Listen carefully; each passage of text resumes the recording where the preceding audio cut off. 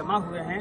ऐ रब्बे करीम, जिन लोगों ने इस गंगा जमुना तहजीब को बर्बाद करने की कोशिश की है, मालिक मौला उनको नष्ट नाबूद फरमा दे।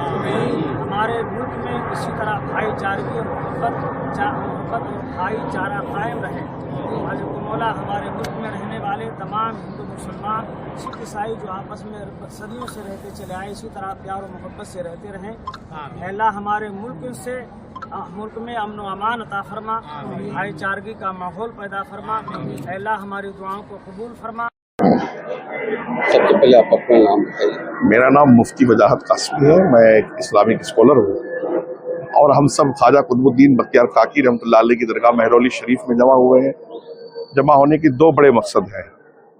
लाल किला ब्लास्ट में शहीद हुए हमारे देशवासियों जितने भी वहाँ शहीद हुए उनको श्रद्धांजलि पेश करना, खराज अकीदत पेश करना, और दूसरे आतंकवाद के खिलाफ बहुत कड़ी निंदा करना, मजम्मत करना और सरकार से ये मांग करना, ये मुतालबा करना कि सरकार ऐसे लोगों की निशानदही करके उनको सख्त सजाएं दे ताकि इस देश का मुसलमान बार बार इस तरह की परेशानी से ना गुजरे, बार बार आहत ना हो, बार बार पशेमान ना हो, शर्मिंदा ना हो।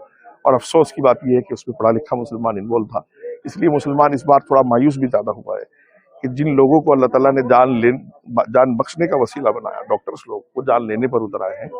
और मैं एजेंसियों को भी मुबारकबाद दूंगा, सरकार की इतनी एजेंसीज काम कर रही हैं, नेशनल या स्टेट की एजेंसीज जिन्होंने ये काम किया है कि उन्होंने बड़ा नुकसान होने से देश को बचाया है, वो सब भी काबिल मुबारकबाद है, उनका भी शुक्रगुजार हूँ। और पूरी दुनिया के मुसलमानों को हम ये पैगाम देंगे कि भारत का मुसलमान भारतवासियों के साथ खड़ा है और इस तरह की घटनाओं को बर्दाश्त नहीं करेगा। मुफ्ती साहब, जिस तरीके से ब्लास्ट हुआ, कहीं न कहीं जिस तरीके से 5 से 6 डॉक्टर गिरफ्तार किए, NIA ने भी गिरफ्तार किया है, क्या कहेंगे? खास करके उसमें लेडीज भी हैं, शाहीन जो है, क्या मानते हैं?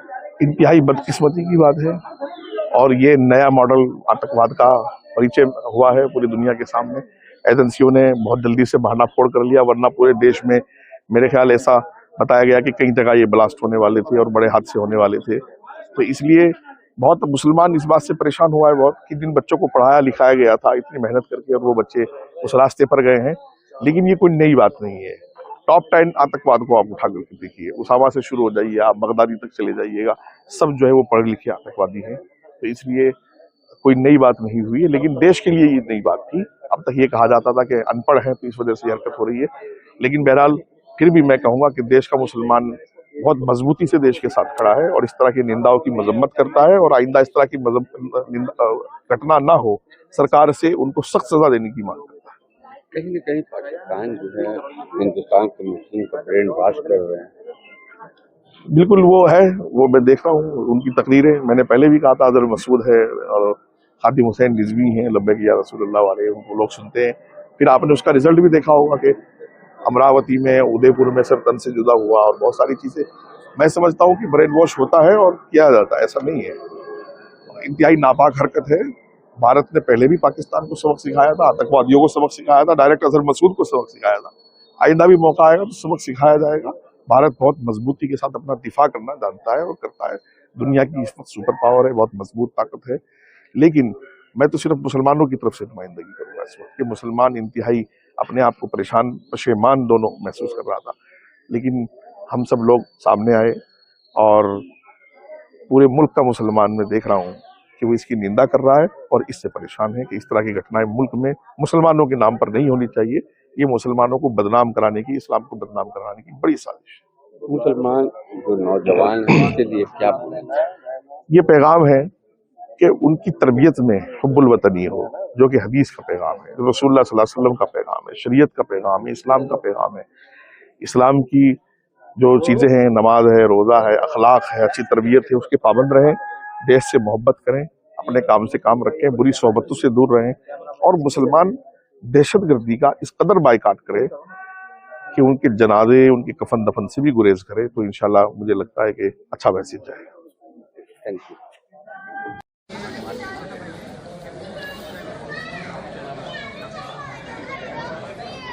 सबसे पहले आप अपना नाम बताइए। मेरा नाम ताहिर इस्माइल है।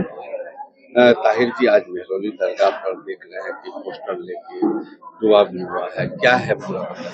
प्रोग्राम ये है साहब कि जिस तरह से बॉम्ब ब्लास्ट हुआ है, ये इसकी घनघोर निंदा करने के लिए हम लोग इकट्ठा हुए हैं और हम ये बताना चाहते हैं कि इस्लाम कट्टरवाद का और दहशतगर्दी का कहीं सपोर्ट नहीं करता है।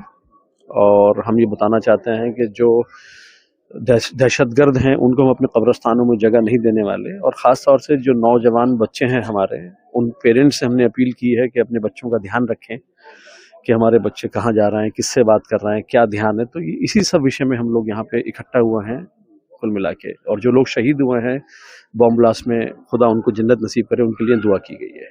यहाँ पर देख रहे हैं काफी लोग आए हुए हैं, किस तरीके से दुआ हुई है, क्या कहें?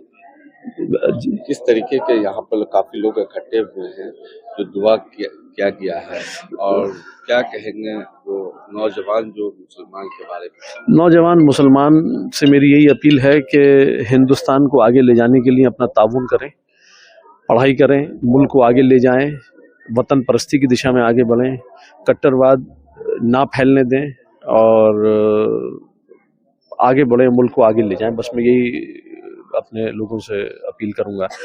और जो दहशतगर्द हैं, हमने ये भी मैसेज दिया है कि दहशतगर्दों को हम अपने कब्रिस्तानों में जगह नहीं देंगे।